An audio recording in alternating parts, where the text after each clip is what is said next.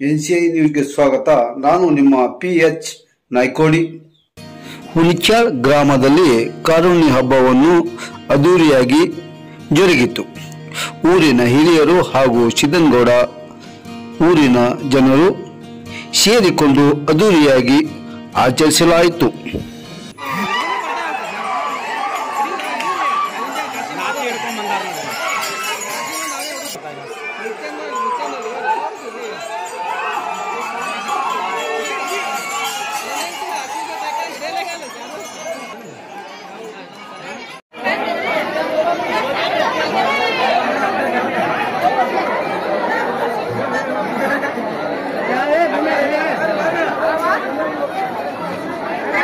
ಆರಾಮಿದ್ರೆ ಸಾಕು, ಎಲ್ಲರೂ ಆರಾಮಿದ್ರೆ ಸಾಕು.